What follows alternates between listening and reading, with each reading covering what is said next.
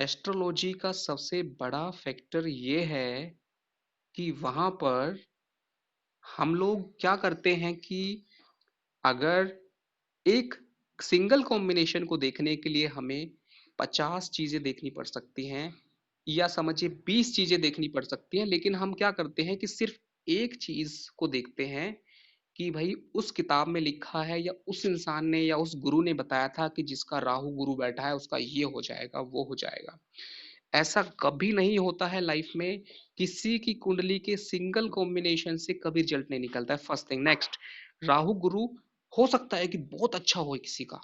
कैसे हो सकता है?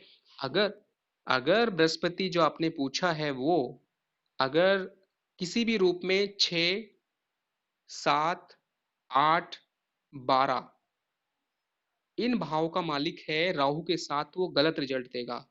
अगर बाकी समझिए कि नाइन्थ भाव अगर इन्वॉल्व हो जाए तो अच्छा रिजल्ट बनेगा। लगन, पंचम और नाइन्थ भाव अगर इन्वॉल्व हो जाए, यानी कि अगर धनु लगन है या फिर धनु राशि पंचम में है या मीन, यानी कि कुल मिला के बृहस्पति का कनेक्शन अगर पंचमेश, नवमेश या फिर लग्नेश से है और फिर राहु साथ में बैठा हुआ है, तो it will be, Rahu will be strong as well as the planet will be strong. ये दोनों का अलाइनमेंट एक दिशा में होगा। दोनों हमेशा अच्छा रिजल्ट देंगे। राहु भी अच्छा है, मैं भी। राहु के साथ में अगर वही गुरु बैठा हो अष्टमेश या फिर 12th भाव का मालिक होकर, छठे भाव का मालिक, जैसे कि समझ लीजिए कि एक सिंगल एग्जांपल देता हूं मैं। छठे भाव का मालिक गुरु होकर राहु के साथ पंचम में बैठा हो तो पेट में लीवर जुड़ी हुई प्रॉब्लम, यानी कि रोगेश बनकर पंचम में बैठा है। पंचम यानी पेट, स्टोमक रिलेटेड प्रॉब्लम। अगर उसके अंदर भी नक्षत्र केतु का हो तो ऑपरेशन कराएगा। उसके अंदर नक्षत्र मंगल का हो तो एक्सीडेंट कराएगा, ब्लड लॉस होगा। उसके अंदर अगर सूर्य के नक्षत्र में बैठ जाए तो सूर्य की वजह से वही कॉम्बिनेशन वहां पे एसिडिटी की प्रॉब्लम आ जाएगी पेट की। उसी में अगर बुध का नक्षत्र हो जाए तो चर्म रोग दे सकता है। उसी के अंदर अगर चंद्रमा वहां पे हो, राहु गुरु बैठे हों और वो भी चंद्रमा, उनकी जो है मित्रता अगर ना हो, क्योंकि राहु की मित्रता चंद्र से नहीं है, सूर्य से नहीं है। तो ये सारी चीजें हमें नक्षत्र के लेवल पे देखनी पड़ेंगी। ओके, डिटेल में जाना पड़ेगा। जी आप क्या कीजिए। जी जी, आपका जो क्वेश्चन है ये एक्चुअली इतना जनरल वे में नहीं है, it's like a detail question. So अच्छा रहेगा कि इसको आप डिटेल में भेजें। और मैं क्योंकि क्वेश्चंस बहुत सारे हैं और आपको एक छोटी सी चीज के लिए इतना लंबे में शॉर्टकट में नहीं बताना चाहता हूँ। वो आपको मालूम है कि छोटी सी बात को मैं थोड़ा ज्यादा एक्सप्लेन करता हूँ। तो आपका क्या,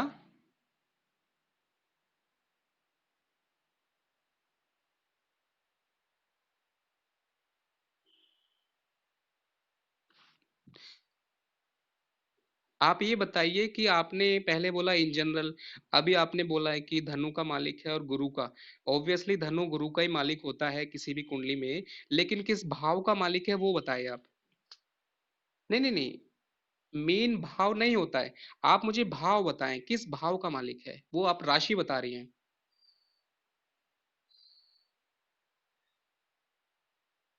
जी हाँ, तो ये गुरु अच्छा नहीं है। तीसरा भाव होता है अष्टम से अष्टम, द रीजन बिहाइंड डेथ। और छठा भाव होता है रोग। यानी कि these two negative energy are working as a guru. गुरु का मतलब क्या है कि it's like a amplifying with age. उम्र के साथ साथ वो गुरु हेल्थ वाइज इश्यू देगा। और राहु क्या है, it's like A hidden energy. अगर नक्षत्र का प्रॉब्लम देखना पड़ेगा वहां पे नक्षत्र, लेकिन इसका पॉजिटिव पार्ट भी है। कभी भी हर चीज का नेगेटिव नहीं होता है। पॉजिटिव पार्ट क्या है कि राहु जब तीसरे और छठे भाव का मालिक बनता है, तीसरा भाव होता है हमारे लक के सामने, हमारी किस्मत को एम्पलीफाई करने के लिए पिछले जन्म से जोड़ेगा। यानी कि पिछले संस्कार को लेके आएगा through children also and through self knowledge also. छठे भाव का मतलब वहां पे कनेक्शन बनता है आपका सर्विस टू ह्यूमैनिटी, तो वो भी है। और छठा भाव जो होता है वो ऑब्स्टेकल्स का भी है। तो यहाँ पे जो है, जो चीज हमें अच्छा रिजल्ट देती है वही चीज के कुछ पॉजिटिव रिजल्ट भी होते हैं। नीरव जी ने पूछा है कि गुरु राहु, ओके, चांडाल योग। हाँ, देखिए चांडाल योग क्या है, कलयुग के अंदर चांडाल योग उस तरह से हम समझिए कि उस तरह से हमें नहीं निगेटिवली लेना चाहिए। गुरु राहु जो है आज के कलयुग में वो एक अच्छा रिजल्ट भी देता है, उसका कारण बताता हूँ। समझिए कि एक जगह पर अगर सभी लोग बहुत ही ज्यादा क्लेवर हैं, चालाक हैं, वहां पे अगर गुरु राहु वाला इंसान होगा तो वो सक्सेस हो जाएगा वहां पर। आज की डेट में जिनके कमजोर ग्रह होते हैं या नेगेटिव प्लैनेट्स हैं, वो ज्यादा सक्सेस हो जाते हैं लाइफ में। जो उच्च के ग्रह लेके बैठे हैं, वो हो सकता है कि उनको इजीली गिफ्ट मिल जाए लाइफ में, अच्छा प्रॉपर्टी मिल जाए, सब कुछ, लेकिन उनकी लाइफ का जो डेवलपमेंट है, जो सिचुएशन के हिसाब से ग्रोथ है, वो नहीं हो पाती है। तो मेरे कहने का मतलब है, जैसे इन्होंने पूछा गुरु चांडाल योग, तो मैं पूरा क्वेश्चन नहीं पढ़ पाया, बट गुरु चांडाल मैंने वर्ड समझा, तो उसका मतलब है कि राहु का मतलब है एम्प्लीफिकेशन, ओके, और राहु को बोलते हैं आउट ऑफ बॉक्स जाना। और गुरु का मतलब क्या है, हमारी परंपरा को मानना। गुरु जो होता है, अगर किसी का समझिए कि जैसे भी अगर वो केंद्र त्रिकोण में होगा पॉजिटिव वे में, तो इंसान ट्रेडिशन चीजों को मानेगा, लेकिन अगर राहु के साथ बैठ जाए तो वो ट्रेडिशनल वाली चीजों को मानेगा, लेकिन अलग स्टाइल में। स्ट्रेट वे यस नहीं बोलेगा, स्ट्रेट वे जो है हाँ नहीं करेगा। तो इसलिए जो पुराने जमाने के गुरु थे, जो मतलब समझ लिए कि गुरु ज्योतिषी जब भी जो भी थे, वो लोग क्या करते थे, वो लोग चाहते थे कि उनके पास जो लोग आए बस उनको हाँ में हाँ कर दे, वो मान ले, वो सवाल ना करें।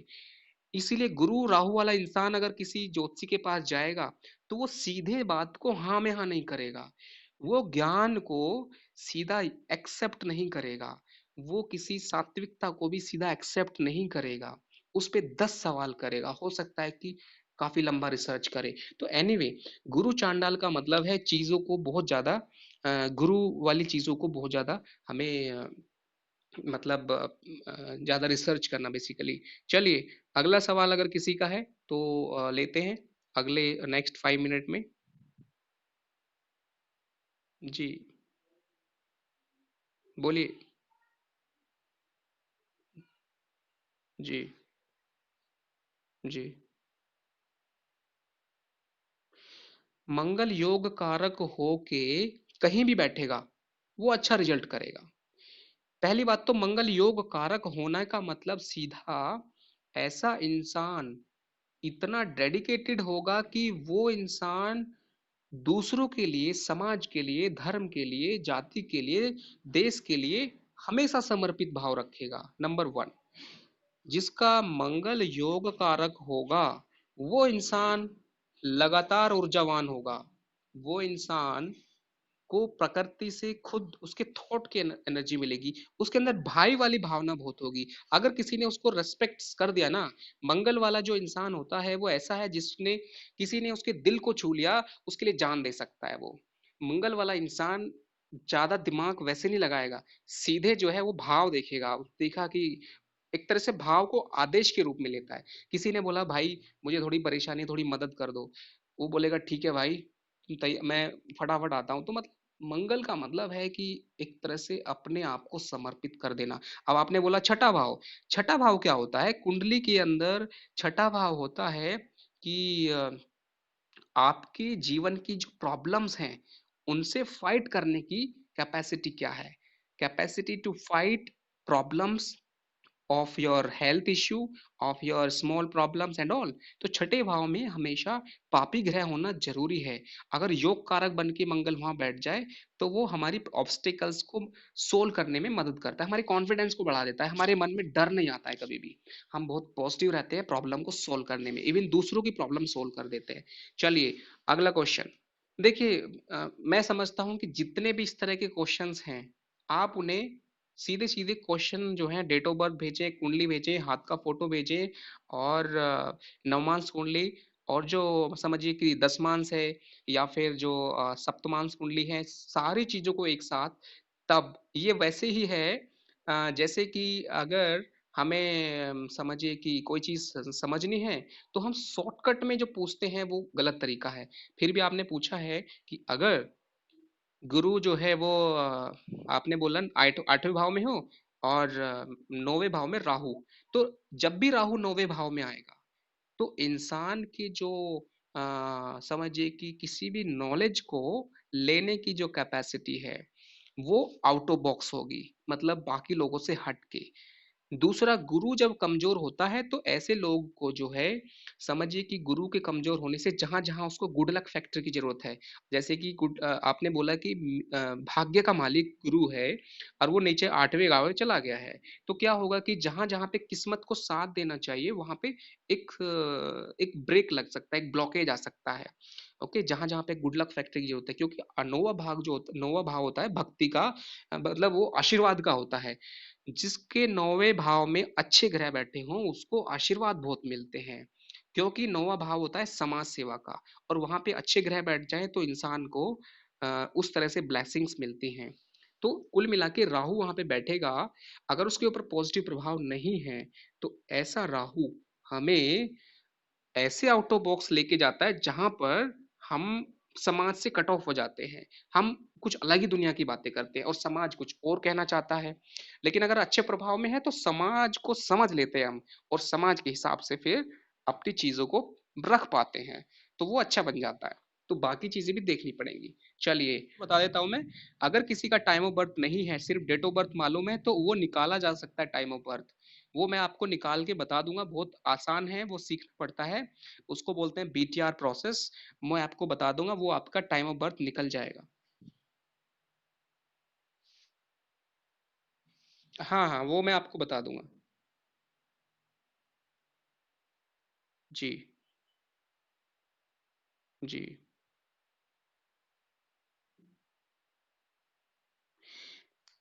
हाँ, वो कर सकते हैं। देखिए, हाथ के अंदर बहुत सारी चीजें ऐसी हैं जहां पे हम समझिए कि आपने डेट ऑफ बर्थ आपको अगर मालूम है, टाइम नहीं मालूम है, तो सीधे सीधे आपको सिर्फ उस पर्टिकुलर डेट में 12 लगन बनते हैं। समझिए कि आज की तारीख में किसी का जन्म हुआ है लेकिन उसे समय नहीं पता है, कोई बात नहीं। आज जब से तारीख शुरू हुई है, समझिए कि रात को 12 बजे के बाद जब 1 बजता है, वहां से तारीख शुरू हो जाती है। तो वहां से लेके अगले तारीख तक के बीच में जितने भी लगन निकलते हैं, सारे लगन को अपने सामने रख लीजिए। उसके बाद आपको क्या करना है, हाथ के फोटो से मैच करना है।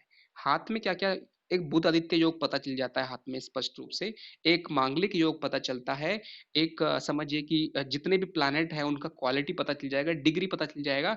सूर्य किसके साथ बैठा है, उसका जो है किसकी तरफ झुकाव है, फिंगर्स का झुकाव किधर की तरफ है, गैप कितना है, गैप से आपका जो है प्लैनेट का डिग्री, अगर स्ट्रेट है तो प्लैनेट बीच में होते हैं। अगर जैसे कि अगर आपका जो बृहस्पति का जो फिंगर है और वो शनि इसकी तरफ हो, तो वो बृहस्पति कभी भी समझिए कि सेंटर में नहीं रहेगा, वो हमेशा उसकी तरफ टेंड करेगा टुवर्ड्स दैट नेक्स्ट प्लेनेट और सैटर्न प्लेनेट। तो बहुत छोटी छोटी चीजें हैं, ये सारी चीजें जनरली जो है एक्सपीरियंस के बाद आती हैं, ये कहीं पे लिखी नहीं होती हैं। तो इतनी सारी चीजों को एक्सप्लेन किया जाएगा बीटीआर लर्निंग प्रोसेस में, और वहां से आप चीजों को कनेक्ट कर सकते हैं। नॉट ओनली पामिस्ट्री, आपको बोलचाल से पता चलेगा। जैसे समझिए कि किसी का समय नहीं मालूम है, लेकिन जब हमने 12 लगन की कुंडली अपने सामने रखी, एक लगन ऐसा आया जिसमें लगन में शुक्र आता है। हम बात करेंगे फिर इंसान से कि भाई, अगर लगन में शुक्र है और यही आपकी कुंडली है, तो आपके बिहेवियर में शुक्र का प्रभाव जरूर मिलेगा। लगन में अगर समझिए कि कोई सूर्य है तो ईगो वाला फैक्टर मिलेगा। लगन में जो भी प्लैनेट आएगा उस तरह से हमें क्रॉस चेक करना पड़ेगा। ओके, तो ये इजी है, बहुत ही इंटरेस्टिंग भी है। तो सीखने में इतना इंटरेस्टिंग लगेगा कि आपको लगेगा कि हर इंसान को बर्थ टाइम रेक्टिफिकेशन आना चाहिए, क्योंकि ये रिवर्स लर्निंग है। रिवर्स लर्निंग मतलब जनरली हम क्या सीखते हैं लाइफ में, कि कुंडली सामने रखेंगे तब फलित करेंगे, लेकिन जब हम बीटीआर सीखते हैं ना, उल्टा करते हैं। हमारे पास कुंडली नहीं है, हम इंसान को देखते हैं, उसकी बातों को देखते हैं, उसका बिहेवियर देखते हैं, फिर कुंडली बना देते हैं उसकी। कोई आदमी बात करेगा 10 मिनट तो पता चल जाएगा कि ये आदमी किस भाव से जुड़ा है, कहाँ से बात कर रहा है, किस इसका टोन क्या है, इसकी इंटेंशन क्या है, भावना कैसी है, चंद्र कैसा है। तो ये बहुत इंटरेस्टिंग है। इसलिए मेरे हिसाब से जिसको भी ज्योतिष में जाना है इस तरह के फील्ड में, उनको बीटीआर जरूर सीखना चाहिए। जी, अगला लास्ट क्वेश्चन।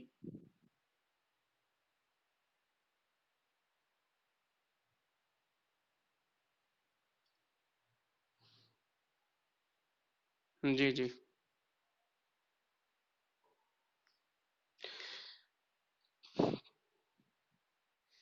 देखिए, बहुत ही एक मैं आपको रहस्य की बात बताता हूँ, जो शायद आपको नहीं पता होगी। ठीक है। रहस्य ये है, जब हम किसी का हाथ देख के बहुत सारी चीजें बता देते हैं, तो याद रखना कि हाथ के अलावा वहां पर ये भी आता है कि सामने बैठा हुआ इंसान या बात करने वाला इंसान सीधा पैर ऊपर रखा है या उल्टा पैर रखा है।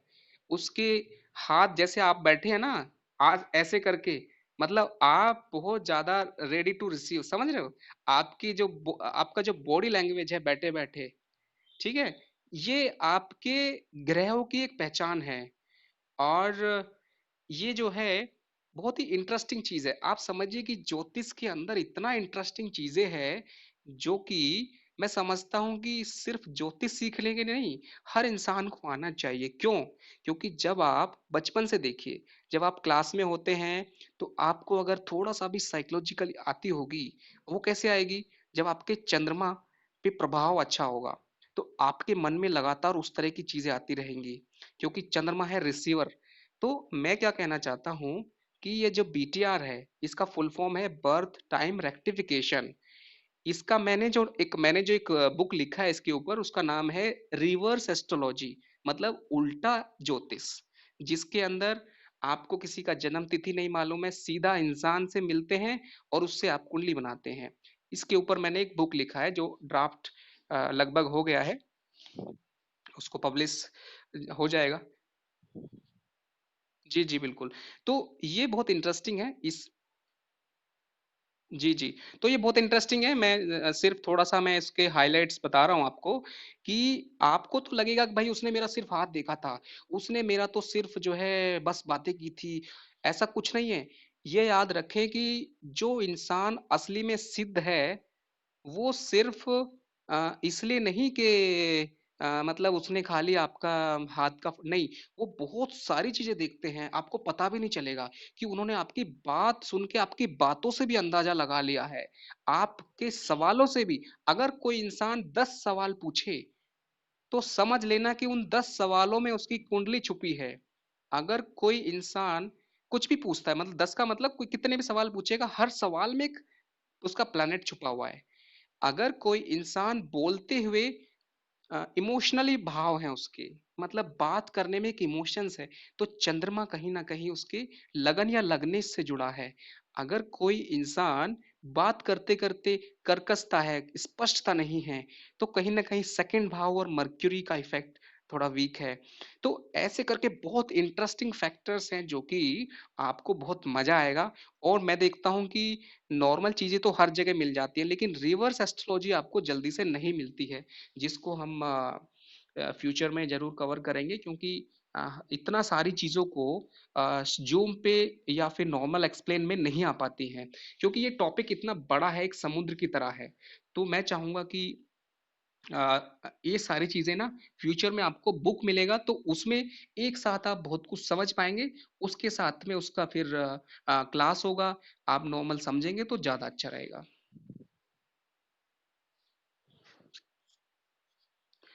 चलिए, आज के लिए मुझे लगता है कि जी संतोष जी बोल रही हैं?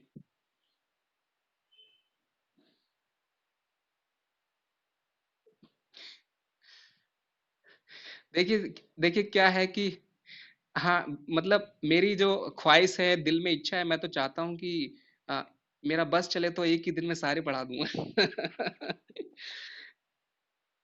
चंद्र प्रधान है, आपकी जो आवाज है वो चंद्र प्रधान है।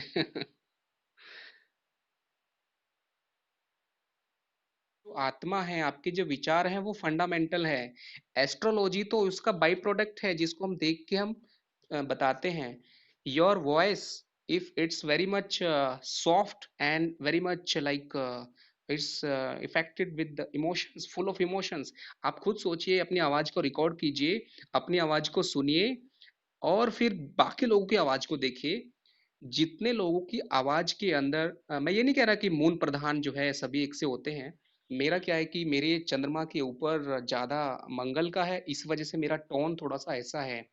मेरे उस पे जो मैं बताता हूँ, जो बृहस्पति का इफेक्ट है, बृहस्पति की दृष्टि है, उसकी वजह से मेरे जो थॉट प्रोसेस रहते हैं वो एक तरह से समझिए कि पॉजिटिव रहते हैं। मैं हर फैक्टर का पॉजिटिव साइड जरूर देखता हूँ।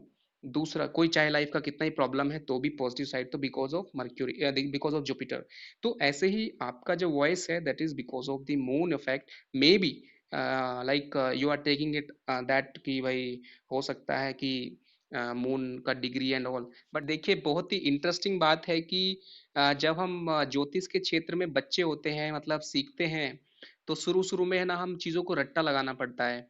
फिर हम, ऐसा भी होता है कि जो चीज़ हमने स्टार्टिंग में सीखी होती है, जब वो आप बहुत अच्छे से सीख जाते हो, तो आपको पुरानी चीज़ों को एकदम पलट देना पड़ता है। मतलब समझिए कि अगर शनि राहु के बारे में हमने बहुत नेगेटिव सोचा है, लेकिन याद रखें कि शनि और राहु जो हैं, वो कॉम्बिनेशन, समझिए कि वो बाकी प्लैनेट के कॉम्बिनेशन से सबसे पावरफुल हो सकता है। शनि का मतलब होता है फोकस। ओके, फोकस का मतलब चाहे वो मेडिटेशन फोकस है, कुछ भी फोकस है। तो एनीवे, मैं एक ही बात बोलूंगा, इसके बारे में डिटेल में नहीं करूंगा अब क्योंकि टाइम भी हो गया है। जितने भी प्लैनेट होते हैं, कभी भी आप उनको ऐसे इजीली स्ट्रेट वे निगेटिव या पॉजिटिव ना बोलें, क्योंकि प्लैनेट का जो करेक्टरिस्टिक्स है वो इजीली हम यस और नो में नहीं कर सकते कि ये अच्छा है या बुरा है। और देखा जाए तो अच्छा बुरा कुछ होता नहीं है। कभी भी आप सीधे सीधे अच्छा या बुरा ना बोलें। अच्छा बुरा कुछ होता ही नहीं है, आपको डिटेल में जाना पड़ेगा और वो हम धीरे धीरे सीखते हैं। तो एनीवे, आज के लिए इतना ही, और thank you so much and will be